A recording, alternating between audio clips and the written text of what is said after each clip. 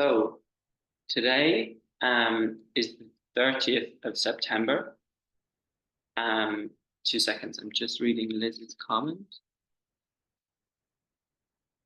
Found it difficult to keep busy start week thoughts from interfering this morning. Have to log off now for work and school. That's okay, Liz. Thank you. Thank you for letting me know. Yeah, have a lovely day. And I might just start with that because I think it's, don't think Liz is alone in this one. Yeah, the old to-do list. And this is really a conditioning thing that we have where,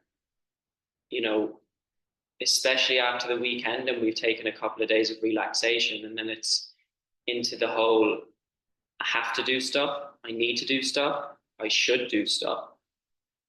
And life can just seem like an obligation. And really it's kind of like it's Groundhog Day. It's like, it's like this just internal pressure and expectation on ourselves to get everything done, right? And really it's just firstly realizing this, because this can be a common thing for people, is that they feel they have to make up for what they haven't done before. So maybe there were certain tasks that you didn't get to last week. And then it's like this sense that I've got to catch up and I'm in a deficit. And it's just a feeling of like, you got to make up for something. And then this is where we treat our tasks as a complete means to an end. It's just this urgency and just trying to get stuff done. And we're doing a task, but we're thinking about the next one we've got to do. And it's just constant. It's just this, and it's, this is stress, this is pressure, because we're constantly trying to get to the future. It's like we're trying to get to the end of the day. We're waiting for that moment to come. And then it's like, relief. And even now it's like this sense of, okay, right now I can't be okay until I have all those tasks done. So really what I help people to do is shift from this energy of approaching your tasks as an obligation to an opportunity. And this is where, rather than saying I have to go to the gym, it's like I get to go to the gym. Rather than saying I have to cook dinner, I get to cook dinner, or even I love to prepare dinner. And this way you can just see things as an opportunity rather than an obligation. And you can enjoy the process, because you can only ever be doing what you're doing in that moment. No matter how much you're thinking about doing the next thing, it doesn't get it done any quicker because you're not doing it. You're doing what you're doing right now. So giving that presence and aliveness into your current action. And this is where you begin to enjoy the journey rather than just constantly trying to get to destinations. And for many people, it's an unconscious thing, but they don't really know why. Why do I feel this intense pressure and expectation? And that's because we feel that we'll be somewhat, it's kind of like inadequate or useless if we don't do all our tasks. Because it's where so many of us get our sense of worth. It's our sense of value is by doing stuff and doing lots of stuff. And it's like, look at me. Like, I've done so much today. And really the only person saying it to is yourself, because everyone else is doing the exact same thing. So I think it's time we all started showing off on how little we're doing, but how much we're being. So being in the essence of joy, of presence, of aliveness, rather than focusing on how much you get done, focusing on the quality and presence you bring to each action you take. And that is success. That not how much you get done, particularly if it's the complete expense to yourself, where you're just stressed and and yeah, and feeling this constant obligation. So this is what I'd like to share today, on kind of relates into what Liz is saying.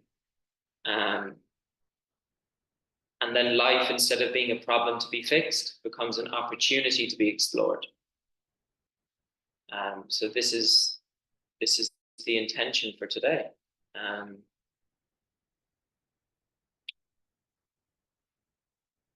Yeah. Now, as today is the end of September, this is the next thing I wanted to share today. So we're at the 30th of September today, so the end of the month. So, and this relates into what I was saying before, is really just treating the week as a blank canvas. It doesn't have to be this, like, this whole thing of I've got to make up for what I haven't got done in the past. It can just be a blank slate, and it's a choice. Life becomes a choice.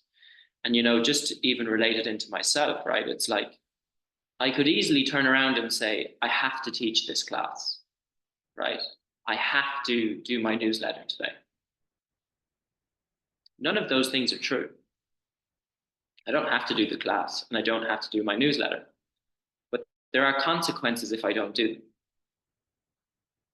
Like, people might be disappointed, they wake up, they want to meditate, and Jack is cancelled. Maybe some people want to see my newsletter, and I didn't do that either, and they're disappointed, right? But that doesn't mean that I have to do them. It's just realizing that if I don't, there's consequences. And this way you realize, okay, wow, then actually, I'm going to choose to share my wisdom through the newsletter. I'm going to choose to share that because that's something I'd love to do. And I'd also love to, you know, meet with this community of people and share this practice of meditation. And this is just a reframe where you can actually begin to, like I said, enjoy things that we do in a day and not just treat them as an obligation. And then just life is a blank slate. And this is a great opportunity as we end September. So September dies and we're birthing into October. And equally, you can die in rebirth. And a nice little journaling exercise you might like to do is just asking yourself, what positive actions did I take this month? And it's going to be very easy for you guys because you started, I mean, a meditation course, right? And even if you're watching the recording and this is the first one you've done, that's completely cool because that's a positive step, right? You've done a meditation class. And then if you've done 20 meditation classes, congratulations, that's something positive you can reflect on for September. You can also ask yourself, what am I grateful for this month? What are the positive things that have been in my life this month? And then as we go into October, asking yourself, what are my intentions moving forward for the next month? Is there something that I started doing that I'd like to continue? Maybe it is meditation. And why it's helpful to set intentions this way is because often the mind, you know, we introduce something into our life like meditation. We're reaping the benefits, we're enjoying it. But the mind is like, nah, one day it'll be like, I don't really want to do that anymore. I'm tired. But then you can look back and say, wow, my intention is to continue this practice because I've noticed how beneficial it was for me and how amazing I felt on whether it's day 1 or day 20. And so for that reason, I'm prioritizing my health, my well-being in mind, body, and soul by taking this action. And that can be another question you ask yourself. How am I committing to my health at all layers of my being? So yeah, this is the end of September, and as we birth into October, and yeah, that's what I'd like to share today. And then also this sense of, you know, for a lot of us, when we do feel this pressure, often it's because unknowingly we're making it a lot about us and what we've got to do, right? And instead, just asking yourself the question, how can I be of service today? So it makes it less about us and more about the whole. And it's like, how can I contribute? How can I make the world a more happy and joyful place today? And this is this sense of like unconditional giving, where we give with no agenda. We're not expecting anything in return. Because for the ego, it's usually, it usually does have an agenda. Even when we're talking to people, when we're, whatever it might be, it's this kind of sense of like, what's in it for me? What am I going to get from this interaction or this situation? And instead, just if you're having a conversation, instead of asking yourself, what's in it for me? Firstly, just noticing the mind's tendency and then just coming back to presence and just being with that person. Because it's just, it's just egoic. What's in it for me is just the ego wanting to inflate its sense of self. And it does this through, external achievement, through validation, through money, through status, recognition, impressing people, doing as much as possible, and then telling everyone about it. So this is the ego, and instead we can just go into more of, okay, how can I share? How can I help others? And this is how we can contribute to the whole as opposed to making it all about ourselves.